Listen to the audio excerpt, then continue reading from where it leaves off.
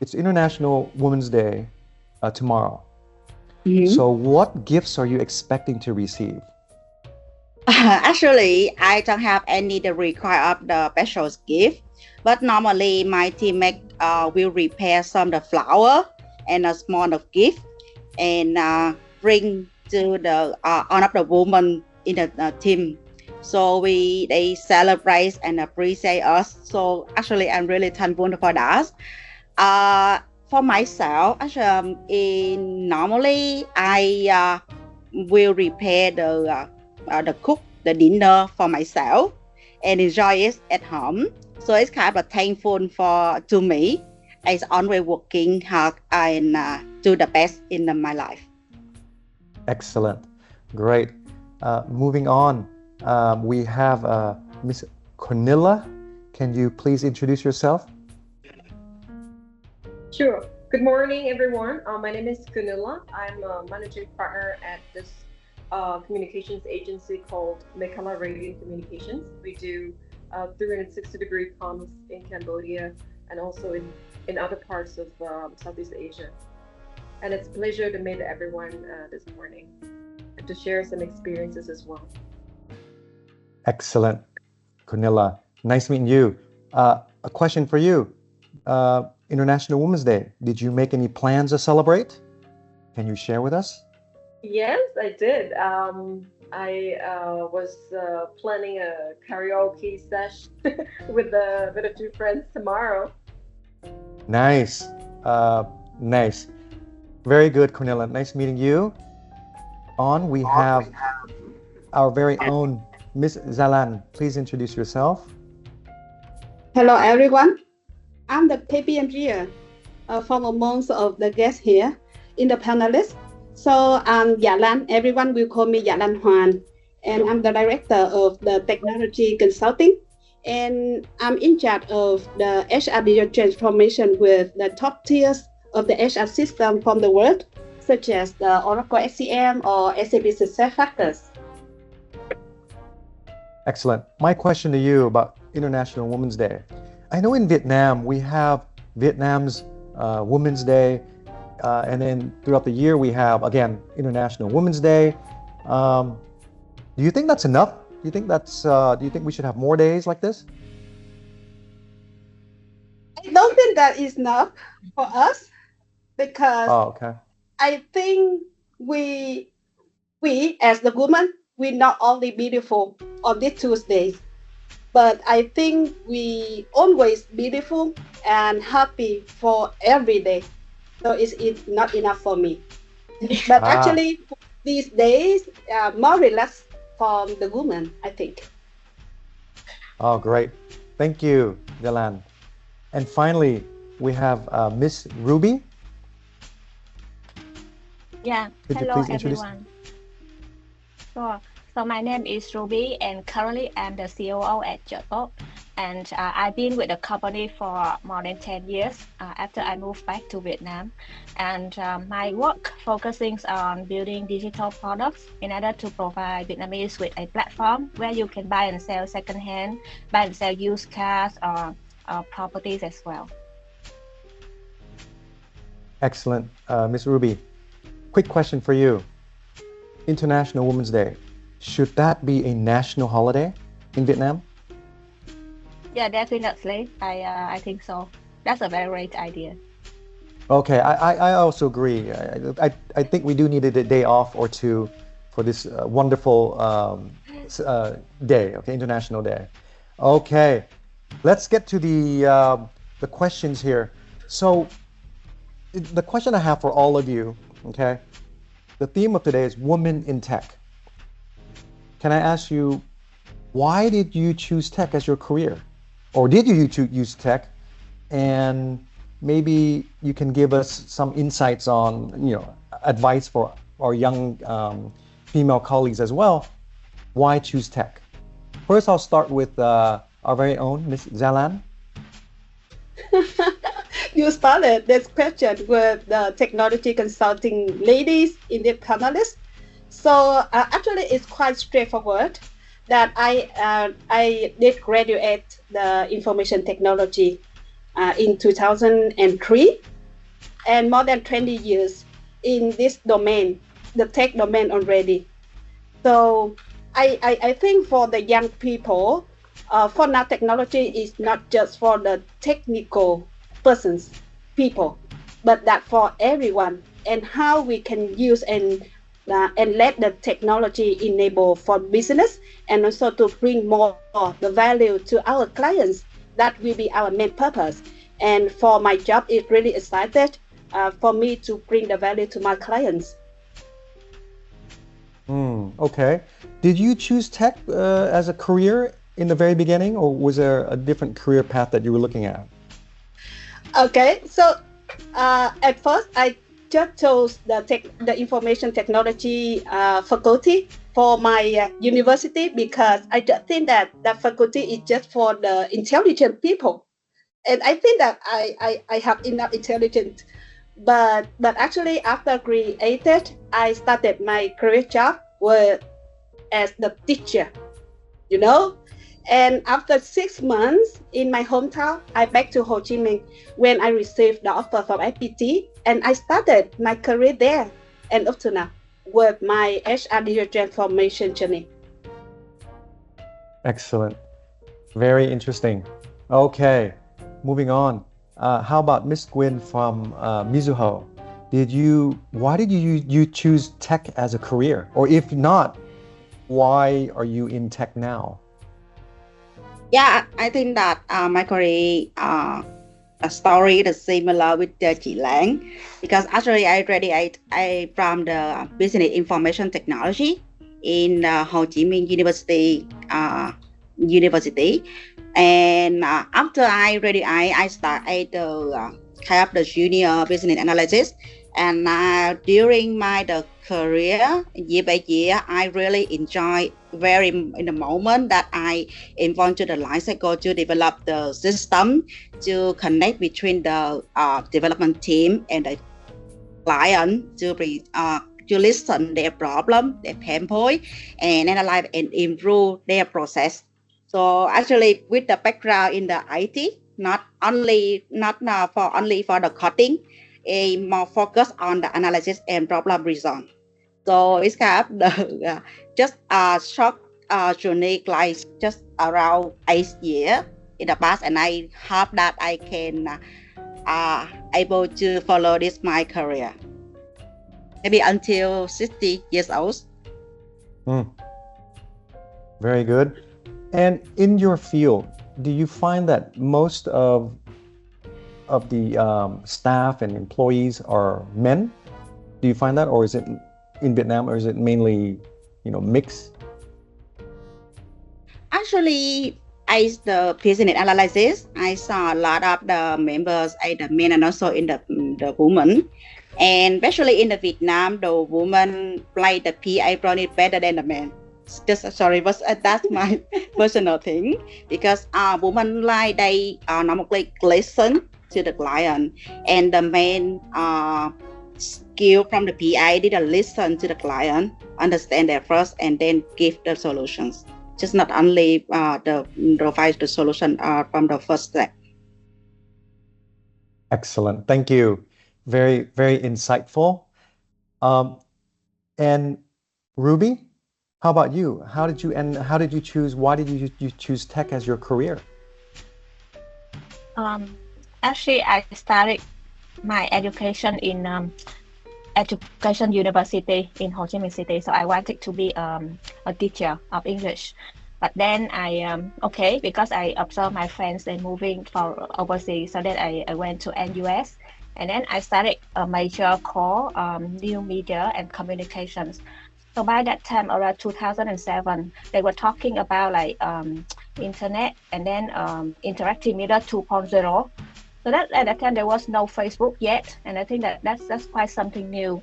And at university, actually they teach us that technology is actually quite a trend, and that's why I started exploring and found that technology is really powerful. With technology and data combined with user insights, we can really deliver very impactful product solutions to enable people to enable people to have a better life every day. So that's what inspired me to move to the tech segment. Very interesting. So in your field, do you see more men, working alongside you, or is it more female in your firm, in your organization, in the tech field? Somehow, yes, I think it is going towards more male. But then I observed that if there's any evidence when women decided to join this industry, this area, they really, really good at it. Yeah, for those who commit and pursue this career. Okay, great. And do you feel any challenges? You're saying that there's more men in this field, but do you feel any challenges being, a woman in tech?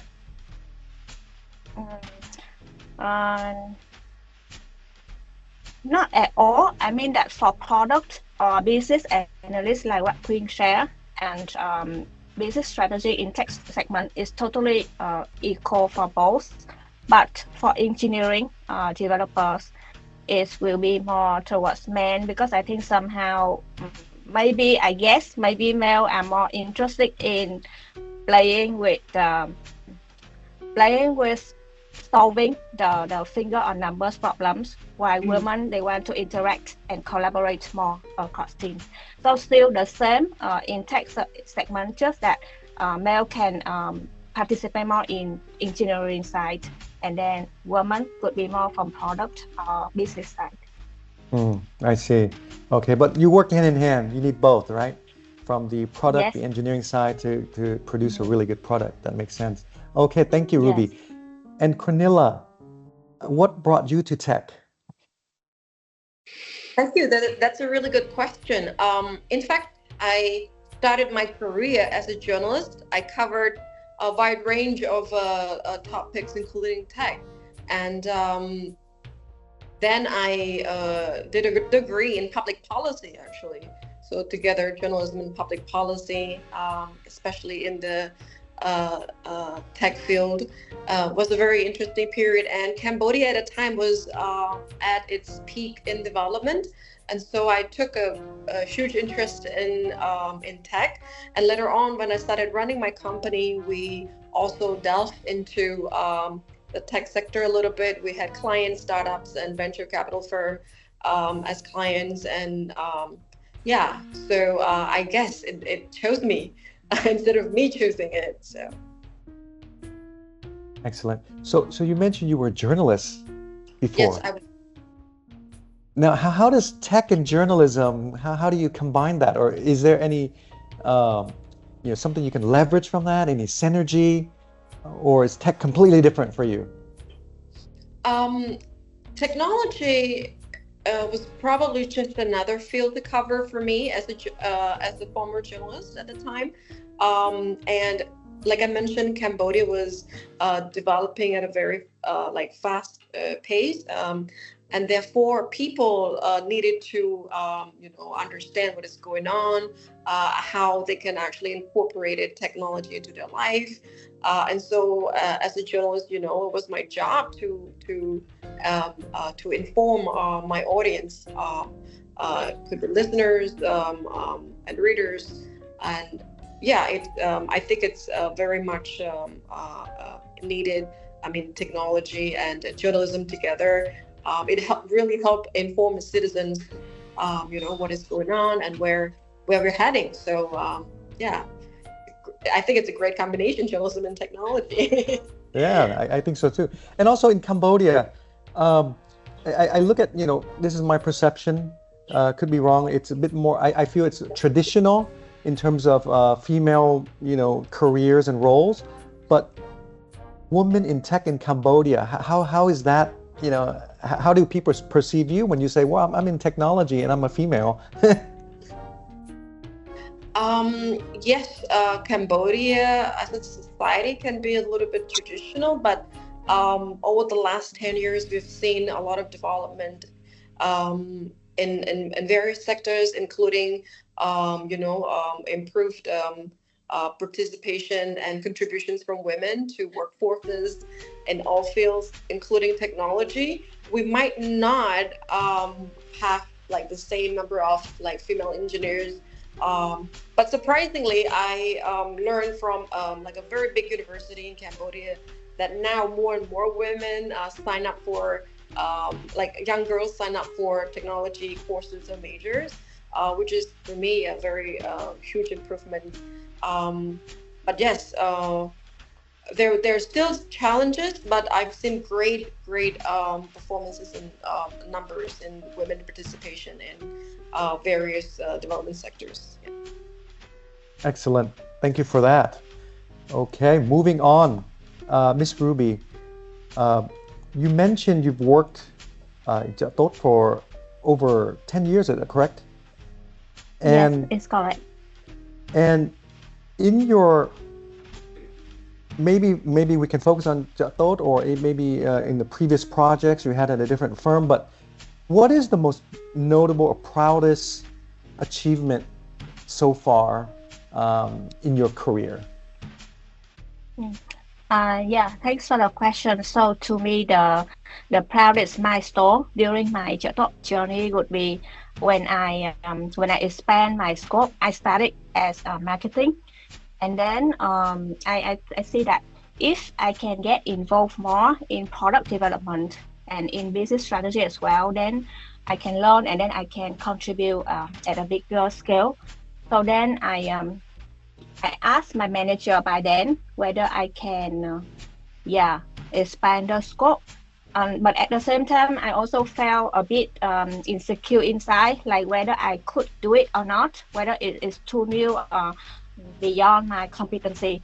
But in the end, I think that as everyone, my experience with a closed mindset and be open, don't be reluctant to ask questions and then ask for help. I think that I successfully venture into the whole product development side, and I think that it give me a tremendous opportunity to learn, and from there I can work with my colleagues and then deliver different kind of platforms.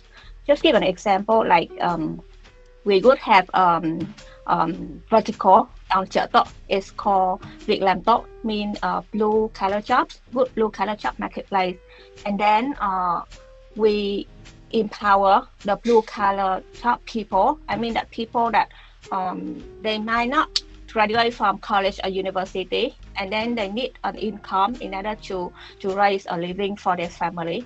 So instead of going offline and struggle to find a job, then they can go to our site and then easily navigate and apply for new opportunity. So that's fulfilled me a lot, because I know that the team together with myself can really leverage technology and data to do that. So I really appreciate that. I think I make a right decision to join the tech and the product team.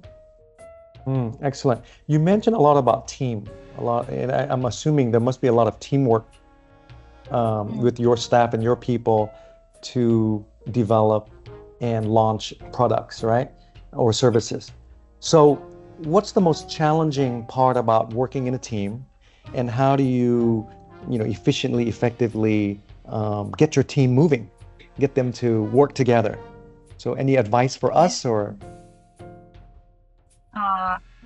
Well, the successful recipe for us would be ask ourselves the question, two key questions. Number one is why we want to do this, what is the impact for users, and then what is the impact for business. And then the second question would be what would be the best for users. Yeah, because we can have different perspectives or we can have different solutions, but at the end of the day, we agree that we need to deliver the best solution for user.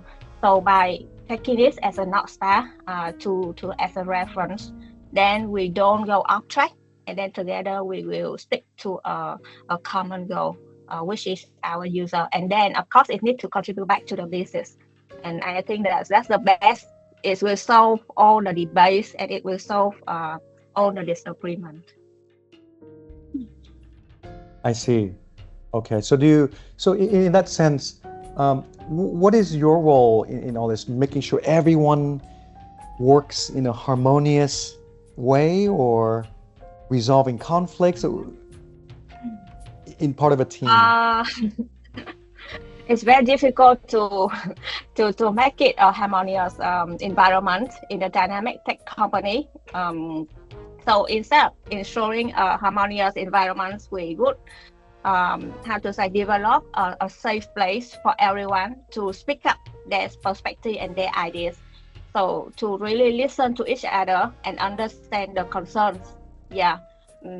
But of course, we will have a certain limit for debate phase, and then after debate phase, we must align with each other that by when we need to come to a decision. So that's the way our company work more than harmony.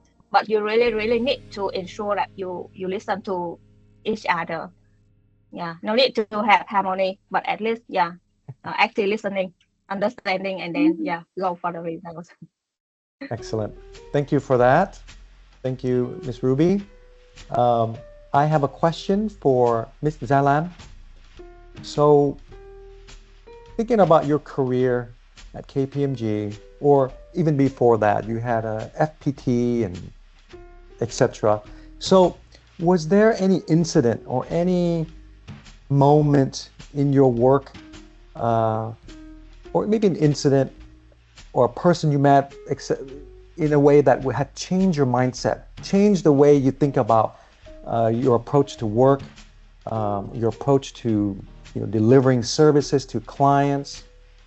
Do you ever have that moment? If you could you share with us? It's a hard question, right?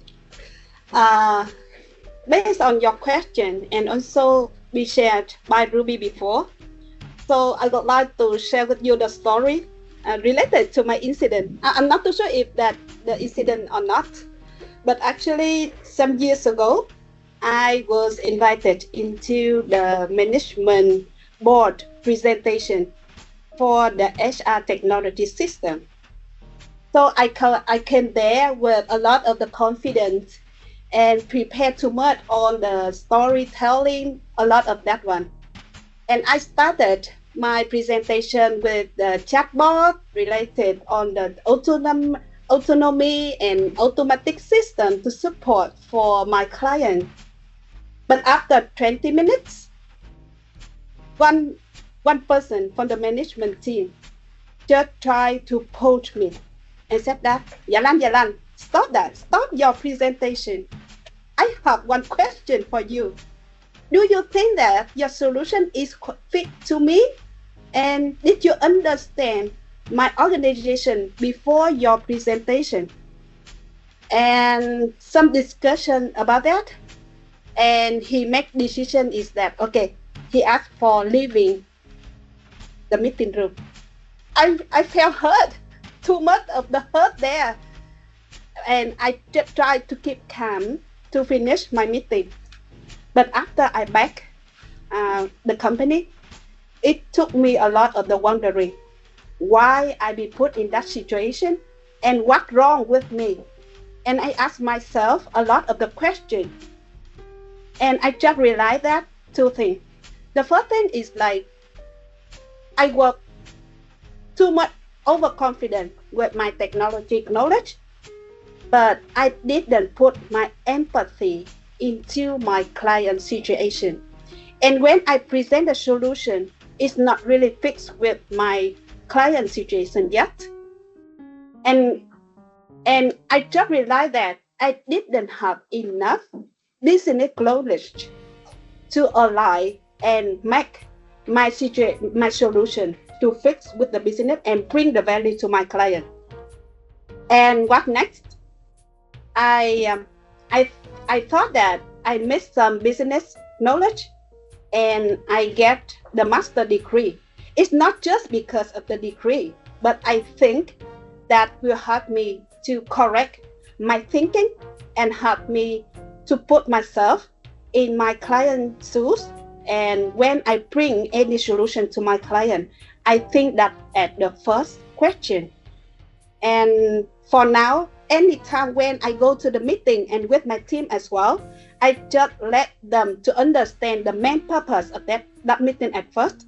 and bring the value and what value that will help client, and after that meeting what they can take away. Yep, just want to share. I'm not too sure if that is the incident or not. Yeah. I wouldn't, I guess when I say incident, it sounds so negative, but it's actually a positive thing, isn't it? Yes. So, yeah. So I guess what you're saying is that you have the idea that you have a master's degree, you are very knowledgeable of technology, the solutions to a client, but yet the client pulled you aside and said, "Wait, do you understand what we do? Do you understand this work?" Are you saying,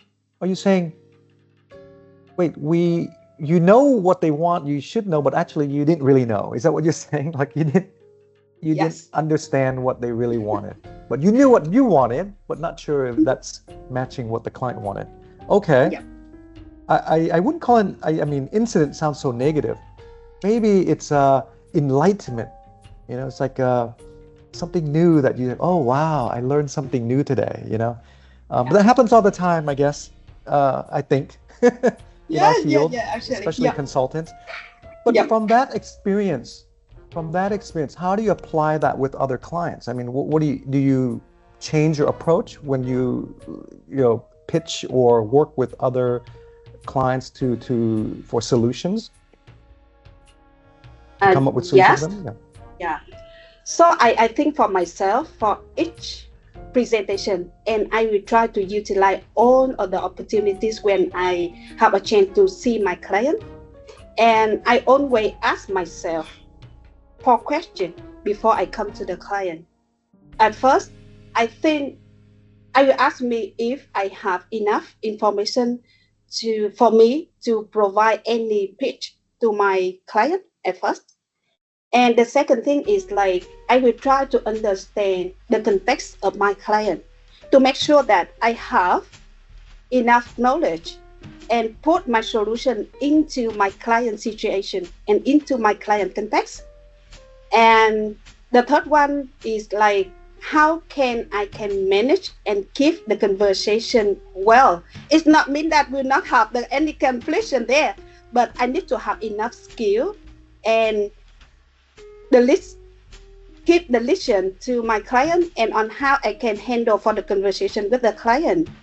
And the fourth one is like handle the objection, because like the accident before, right? I think we need to prepare enough knowledge and the thing to know on how we can handle for the confliction during the conversation and along the way with the engagement. I think so. Interesting. It seems like what you're saying is the power of listening is very important to the client. Okay. Understand.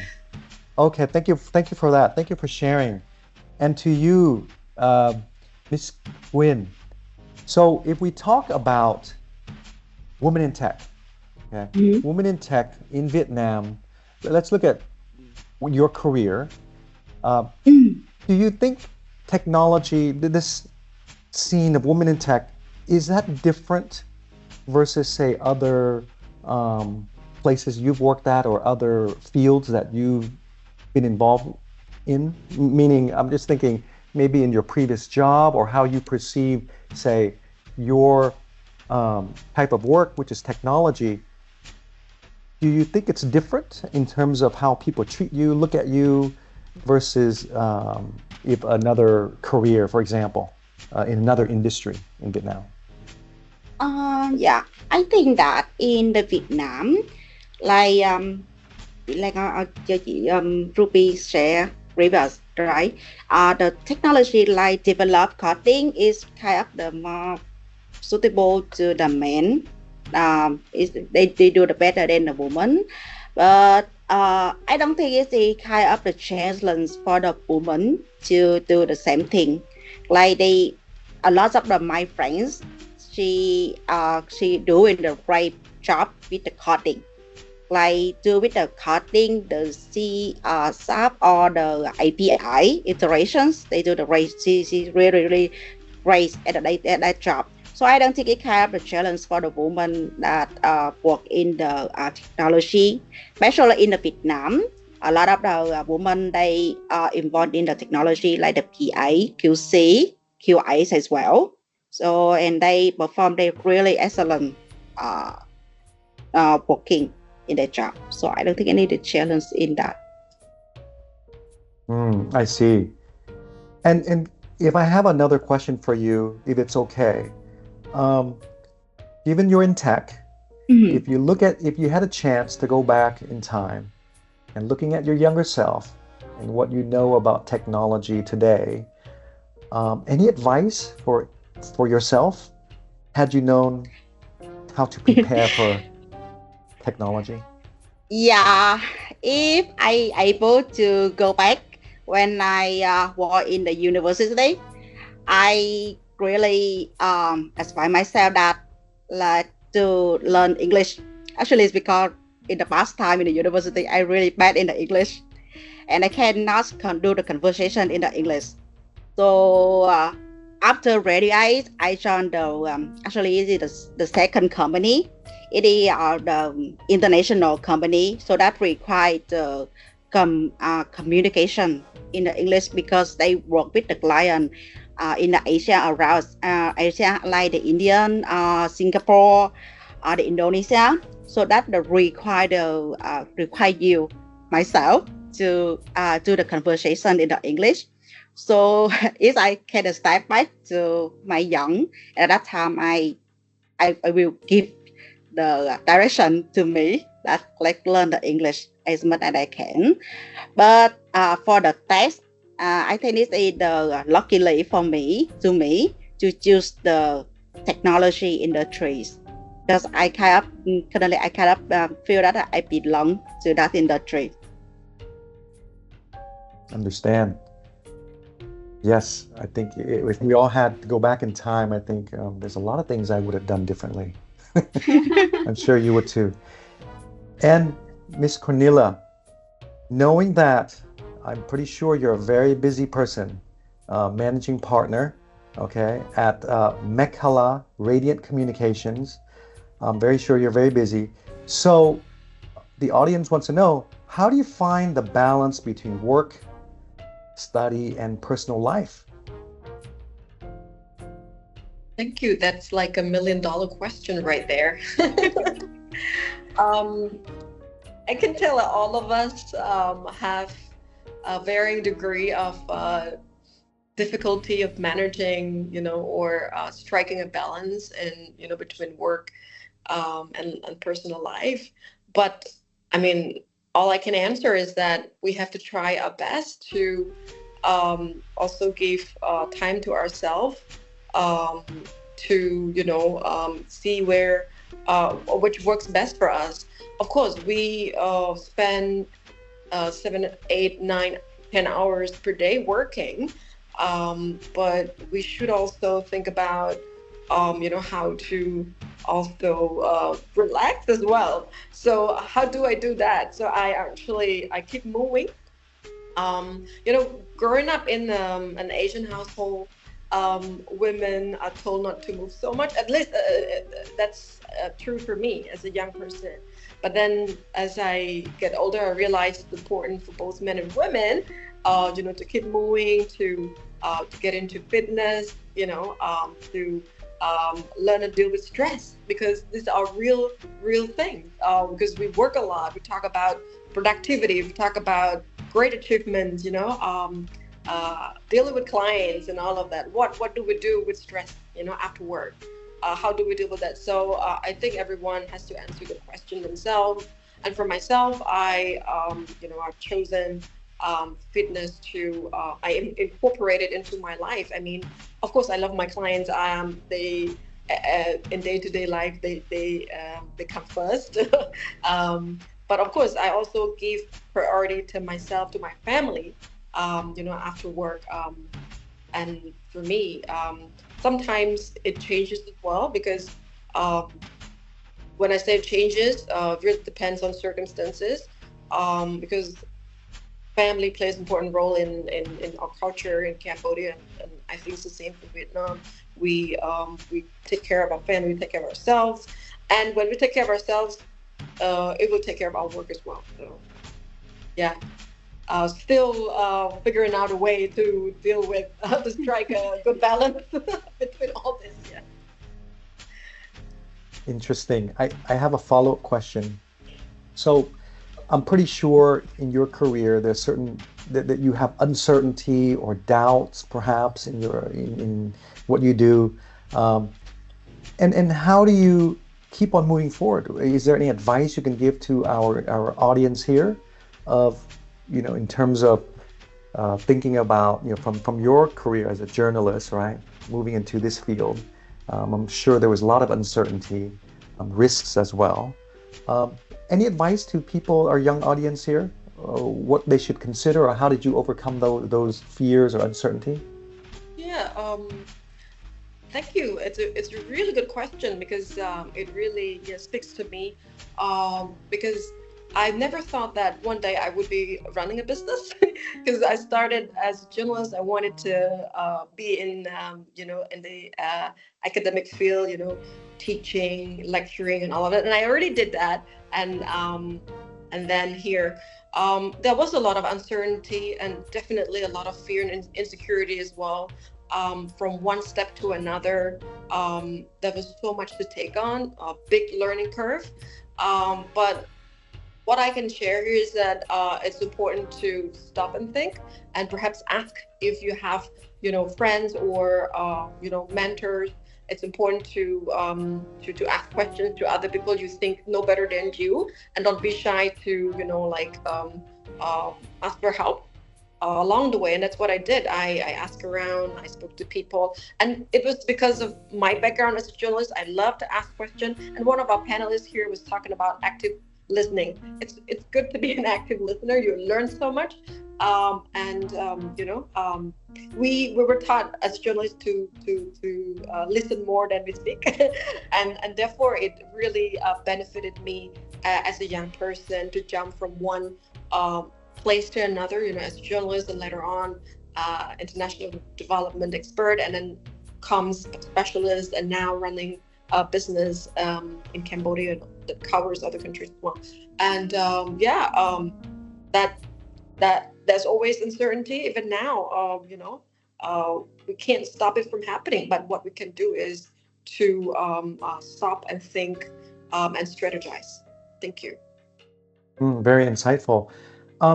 Similar question to you, Miss Ruby. So I'm sure you have moments of uncertainty in the projects you work with, even maybe perhaps career, even transitioning into career into thought. Any advice to our young audience as well, our audience? How do you deal with this? How do you overcome this?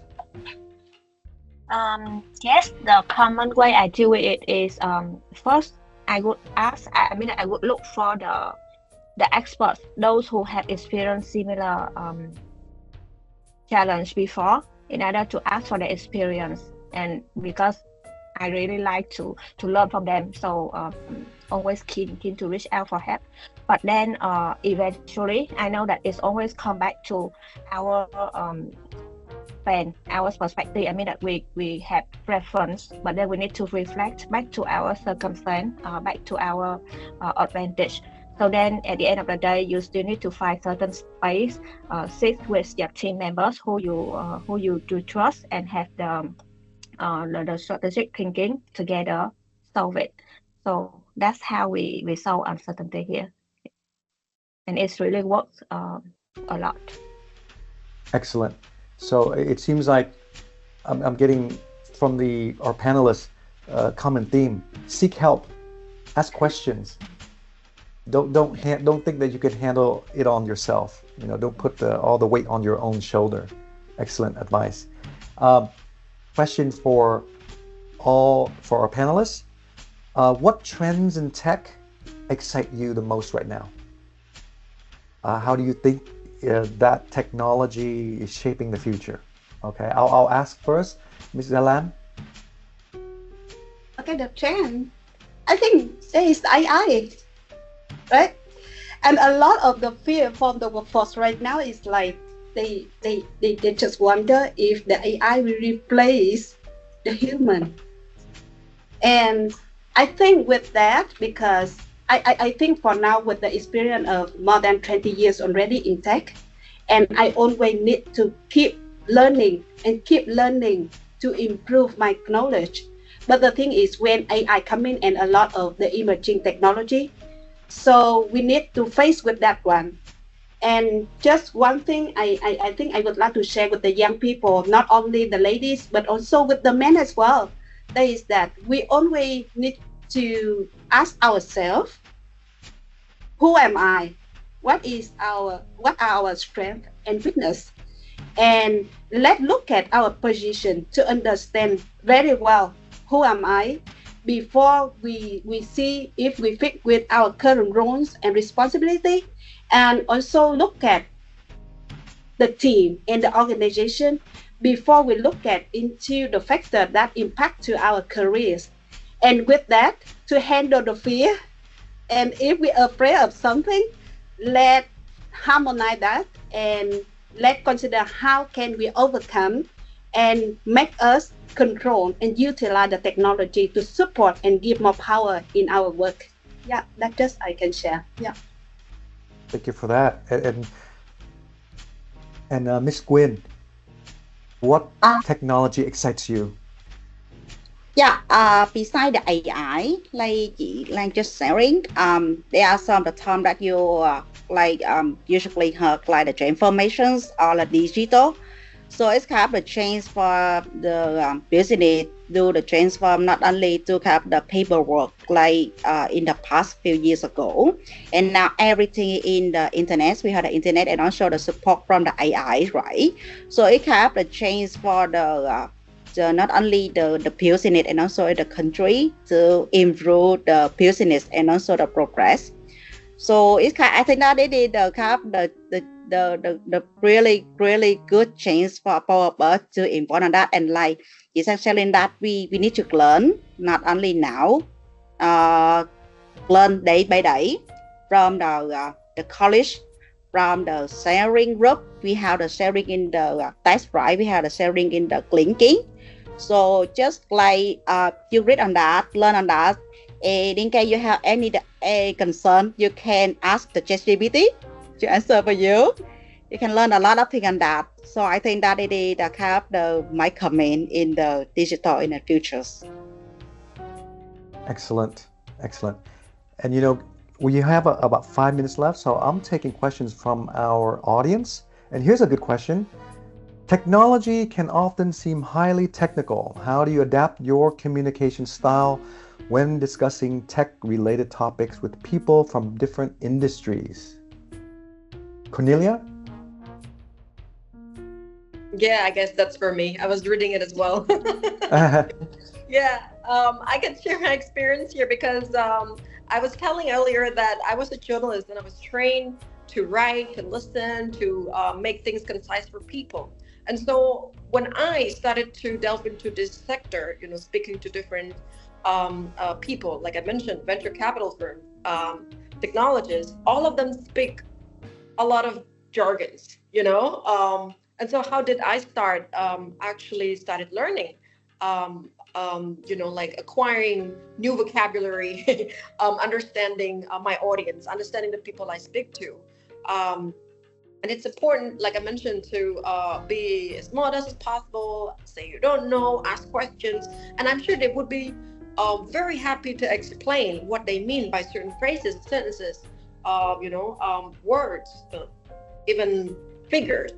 So yeah, all I can tell is sharpen your communication skill, style, and then ask questions, read as many documents as you can, and of course, start using those technology tools. Like, we talked about AI earlier, ChatGPT and all of these tools. Give it a try, see if it works for you. So yeah, it's how I started as a tech journalist, and later on, helping my tech clients with their communications and marketing campaigns and stuff like that. Yeah. I hope it helps. Very, very helpful. And what about you, Miss Ruby? Do you have any Here's another question. Sorry. This one's for you, Miss Ruby. How do you handle moments of uncertainty or doubt during career transitions? Oh, we did that. That's the same question I asked. Very similar. So we have that already. But how about that same question I asked the audience, the panelists earlier, Miss Ruby? What technology excites you? Besides the AI trend like chị Dạ Lan mentioned, and then learning from each other from Quỳnh, I think one thing excites me a lot. It's not only about technology, but it's about the innovation happening in China for now. Yes. So we learned a lot from products in China as well. They really advancing in the way they serve the customers, really good at delivering great user experience. So I also did some research, and they say that even when you don't have market presence in China, actually you should do active research on that. Keep updated on the trends, and then you can learn whether you can adapt how those companies applying technology and data. I think it's quite useful. Excellent. Okay, we have 2 minutes left. I think we're going to wrap up. Any last minute short advice for women interested in technology? I'll just go around the panelists. Very short, brief. Any short comments or advice? Zalan? Keep learning, keep a long life of learning, and always ask yourself, what in it for us and what in it for our client. That's it. Excellent. Miss Quyên? From my side, I think it's confidence. So be confident. Praise your idea and discuss on that. Is it possible for us to apply it or not? From that, we able to hear a lot of things from the teammates and the college. So be confident to raise your idea to the team. And don't be afraid that the woman cannot do in the technology. No, it's not true. So be confident to do it. And Miss Ruby? I'm sure that there are many amazing women work in tech industry, so you definitely can make it. Just keep a closed mindset, be open, and keep learning. That's my advice. Excellent. Cornelia? I think it's important for young women who are interested in technology to find mentors and support networks like Ruby mentioned. There are amazing tech women out there. So, go ask for advice from them or from the panelists right here and negotiate and advocate for yourselves. That's very important here. Thank you for that. Our time is up, and I really want to thank the panelists for taking your time to share your experience and insights. And first of all, even though the theme of today is Women in Tech, I'm so inspired by you all. I actually learned so much today, and I really want to thank you again. And I'm sure our audience really appreciate all the insights and the inspiration that you bring. Thank you again. Thank you. Thank you. Thank you. And thank you for asking great questions, Joseph.